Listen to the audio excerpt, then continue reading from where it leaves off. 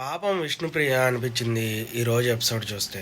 ఎందుకంటే విష్ణుప్రియ అక్కడ limitless big boss అనేది ఆ ఫస్ట్ టాస్క్ అప్పుడు థ్రాడ్ తను పెట్టింది. అప్పటికి తేజ అసలు పెట్టలేదు, అలాగే తర్వాత కూడా పెట్టలేదు. ఇంకా అది గివప్ ఇచ్చి వదిలేశాడు. ఆ పాయింట్లో చూసుకుంటే పక్కాగా అక్కడ బ్లాక్ బ్యాడ్జ్, అదే బ్లాక్ స్టార్ రావాల్సింది తేజాకే.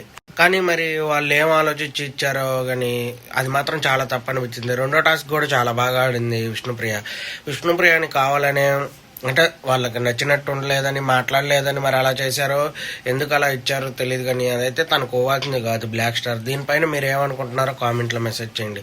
తను పర్టికులర్గా ఎపిసోడ్ వరకే చూస్తే తను రెండిట్లో బాగా ఆడింది. అలాగే ఫస్ట్ దాంట్లో అయితే థ్రాడ్ వచ్చింది, లాస్ట్ వచ్చింది తేజ కొద్దిగా అక్కడ డిసప్పాయింట్ అయ్యాడు. రెండోది కూడా బాగా ఆడలేదు.